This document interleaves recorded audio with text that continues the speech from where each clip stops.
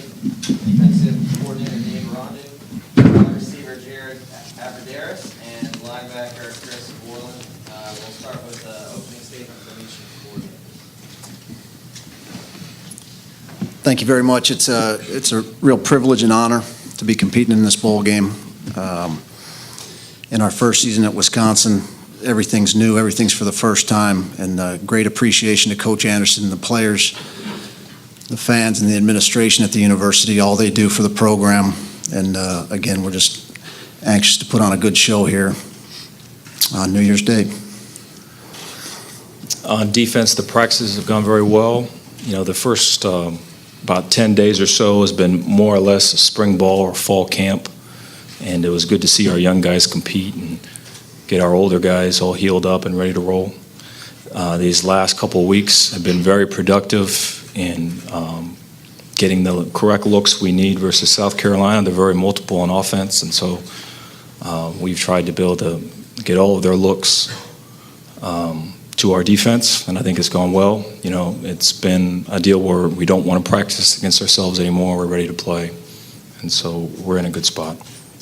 All right, this time we'll open it up to Q&A. If you could please find one of the two people on the side with the microphone, we'll be able to provide a full transcript for you guys after this is over email.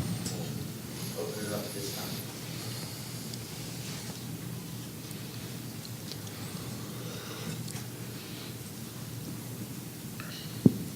All of you really wrapping up your first season with Coach Anderson this year. I guess can we just go down the line and talk about the impact personally he's had on each of you this season? So just the impact he's had on us. Coach Anderson has been great. You know, having a different coach, head coach, is obviously it's different, but the change has been really good. So for me, I think he just brought back the fun in football, and so practice is about competing against each other or against the best players on the other side of the ball, and we get a lot of good versus good in practice, and just really, especially this year, the way our defense plays and our corners press up on the line, it's been a lot more fun. Just having press coverage, competing every play, and I think that's the biggest thing for me this year. Just a lot more fun, just competing every play.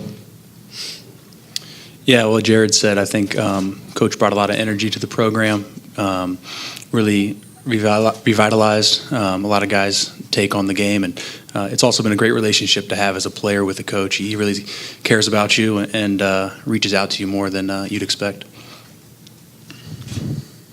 He allows you to work smart, so we grind when it's time to grind, and when it is time to head home and see your kids, see your family, he allows you to do that.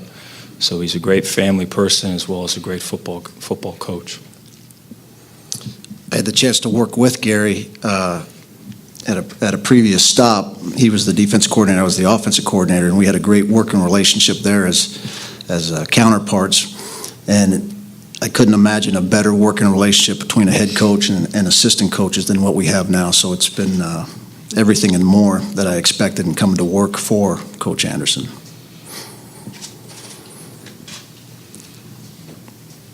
Brad Fraley from WYFF in Greenville, South Carolina. This is for Coach Aranda. Tanner McAvoy, probably one of the players that has been on both of these rosters, but was a quarterback at South Carolina and now a defensive player at Wisconsin. Can you talk about his transition from the offensive side of the ball to the defensive side, and if you've had a part in that or if that happened before he got to you? Well, he came in as a quarterback, and so I know that early on in camp, just seeing his athleticism and seeing him move around in not only individual drills but in team situations, we sure could use him on defense was always the thought. It just so happened with injuries. I think he injured his wrist, and the quarterback position got sorted out, that he was able to make the transition over to defense, and we're thankful that he did, because it didn't take very long for him to be in a starting spot. I think there was some nickel situations and third down situations that he was helping us out in early in the season, really kind of playing the post, playing the middle of the field. And, as the season has gone on, he's woven himself more and more into the defense. So he's playing man-to-man, he's quarter run support, he's blitzing, he's playing the post, he's doing it all. So it's been a credit to him, a credit to our coaches there in the secondary. Coach Ludwig, as the season went on, obviously teams gearing up to stop the run with you guys. You threw it a lot in your last game. How do you kind of get the running game maybe back to what you were? Is that sort of a game plan to try and run the ball more? And how difficult is that against South Carolina's front? Yeah, we're going to play to our strengths. We're a run, play, action team. That's the way we're built. So we're going to go into the game with that mindset. I don't think there's any surprise there. So the key thing is first down efficiency and, making positive gains in the run game, and then using the play action to keep the secondary honest and keep the safeties backed off. So we've got away from that a little bit here in the last couple of games, and we're anxious to get back to it.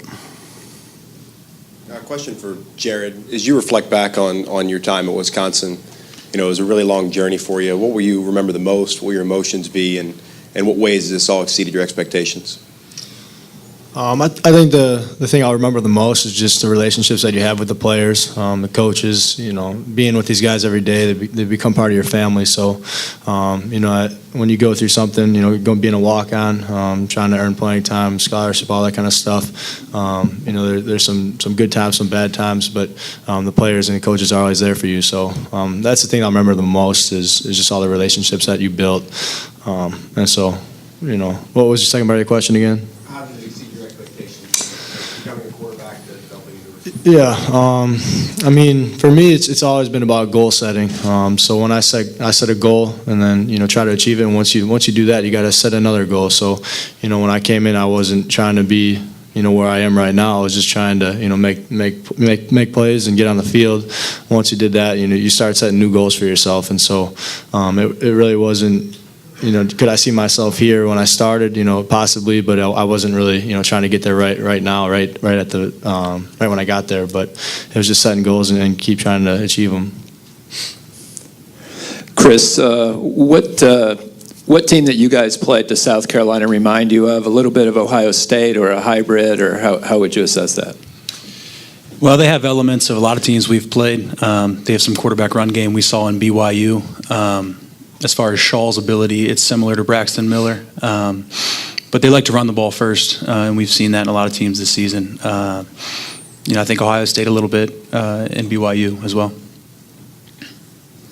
Chris, you're part of a very successful senior class at the University of Wisconsin. With you leaving, who do you see leading the defense next year, and why?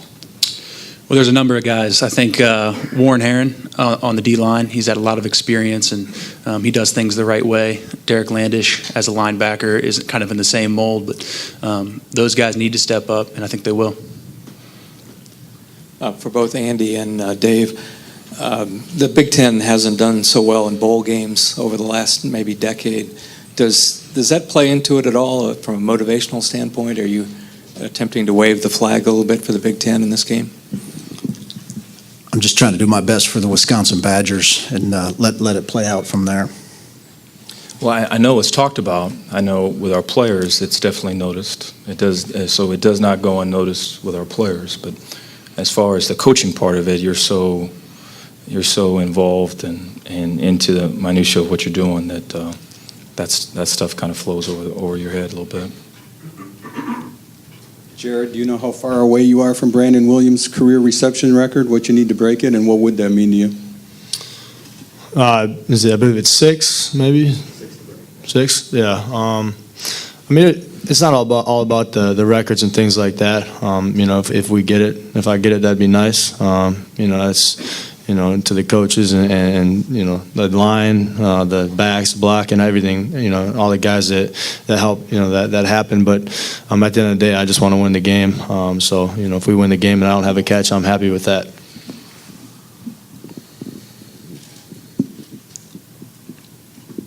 For Coach Aranda first, and then for Chris, the SEC has built its reputation on defense and team speed in particular. What do you necessarily see from their side of the ball? When I look at South Carolina's offense, yeah, I'm sorry. Okay. I see great athletes. I see an offense that can go from a power run game to a spread attack. I see an offense that can change plays based upon the defensive structure. I see an offense that can go wildcat, that can go unbalanced, that has fly sweep, has quarterback run game, has an empty throw game. Any of these things where if you do not stop it, then they'll live in that. And so there's a bunch of those things, bunch of tributaries where you're going to have to put a dam, put a stop to it. And then, the thing that's striking about the offense is the quarterback. I think he runs it. He is the heartbeat of it, and he's a guy that we're going to have to try and stop. Yeah, to go off of that, I think they've got a lot of depth. There's players all over the field. You really can't afford to overlook one single guy. They've got tight ends, receivers. Their back runs really hard and a good line. But again, I think Shaw is really what makes it go. So a really dynamic, impressive offense, but it all starts with the quarterback. This question's for Coach Aranda. Coach, can you talk a little bit about your young cornerback, Sojourn Shelton? How good do you think he can be, and what kind of improvements would you like to see him from year 1 to year 2? I think he can be as good as he wants to be. I think early on he came in in December, and there was just a confidence about him, which is really, that part of it is hard to coach. I think you kind of come with that if you're a great one. And so he wanted the matchups. He wanted to get Jared in the one-on-ones when it counted and all those things. And so just that enthusiasm, I think, is really his secret weapon. Athletically, he's talented, and he can run and jump and change directions and those things. But he wants the challenge. He wants the spotlight, and those are positive things. And to answer your question, the second part of it, I think, would be just the consistency of it, in terms of whether it's setting the edge and run defense, whether it's tackling, blitzing off the edge. Those are things I think that we've worked on and he's improved on, and there can be great improvement here in year 2. Jared, when the offense was really clicking early in the season, they were hitting you with big plays down the field, and that was kind of opening things up. Do you feel like you need to be a big element here in this final game of your college career to try to get this offense really moving against this defense? Yeah, definitely. Coach Ludwig kind of pointed that earlier that we got to be able to, if they're going to stack the box, we got to make sure to keep them honest and hit a couple of bombs over the top. So that's obviously something that we missed a couple of the past couple of games, and that might change the game. So you got to make sure whenever you take a shot, you got to land it, and that'll definitely help out the run game and the pass game. They kind of go hand in hand. For the three of you, with the first year with Coach Anderson, just talk about the first time you met him. What were your immediate reactions, and with that first interaction with him, and how has that changed since then? And then for Coach Ludwig, what about your previous interactions with him made you know that'd be a good fit this year with him? Well, I bumped into him actually in Coach Alvarez's office when he first got the job, and just seemed like a really down-to-earth guy. I think he does a great job of commanding respect and still being one of the guys, and I noticed that right off the bat, and it's rung true for this past year. He fits in with us. He's a true Wisconsin guy, and then he is a great leader, so really easy guy to play for. It's been a pleasure. I met Coach Anderson in Maui, on the island there. When I was at the University of Hawaii, I was working a football camp, and he was there with his whole family, and just seeing him interact with them, and then his interactions with me were very genuine, and all of those things have kind of carried over into this season, really the last 2 years at Utah State, now here at Wisconsin. One thing that really stood out to me was even before I met him, I heard that when he left Utah State, he called in each individual player and told him he was leaving, and I think that really stuck out to me of what kind of character he has and what kind of coach he was going to be. Because you're going to call 100 and some guys, when you're leaving. That really means that he cares about them, and so we kind of knew that he cared about us, and that's definitely stayed true. He's really the same guy I worked with. Positions can change people. He has not changed. He's an intelligent man. He puts the players first. He's got great passion for the profession. He lets his coaches coach. And as Dave alluded to earlier, he allows you time to spend with your family. So he's a very genuine individual. This is for Chris and Jared. Are you guys surprised at all to be favored against a higher-ranked SEC opponent? And what does that say something about the level of respect you guys have gotten all year, do you think? You know, I was a little surprised. We're confident that we're going to win. It's just, there's a huge SEC, bias out there that they're a great conference, which they are. But yeah, I was surprised, but still confident, and we expect to win.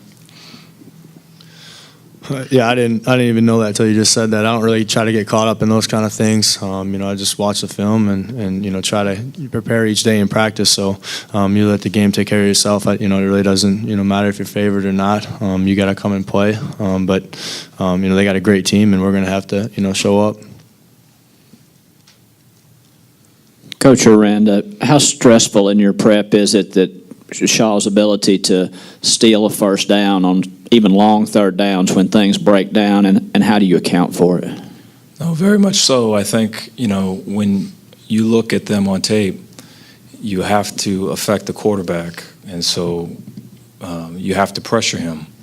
Now, whether that's with a four-man rush or whether that's with a three-man rush, drop eight coverage, or it's a five-man pressure, you have to be able to affect the QB. And while you do that, don't let him out of the pocket. And so those two things don't always go hand in hand. And so it's difficult to accomplish. I think, the mix is the best thing. The mix is the answer in my mind, whether it's going from man to zone to four-man to three-man. And so we'll see how all that goes. But, we were talking earlier today. I think a lot of people have tried, not a lot of people have been successful. For Coach Ludwig, Coach Anderson here in the back. Coach Anderson's already talked about having an open competition at the quarterback position in the spring. With that being said, how important is this game for Joel's future, and what are you looking from him?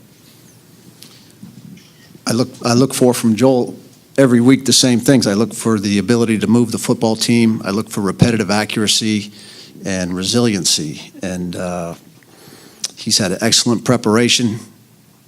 He takes football very seriously. He's a hard-working young man, and I'm really anxious to watch him play this football game. I know he's anxious to play it. So, this question's for Chris and also for Jared. You're both very talented, well-respected leaders on different sides of the ball. Can you maybe talk about each other and what impresses you most from each other and your leadership skills? Well, Jared was actually our scout team quarterback in 2009, so I knew how good of an athlete he was from the get-go. It's been great to watch him grow and become one of the best receivers in our conference and maybe in the country.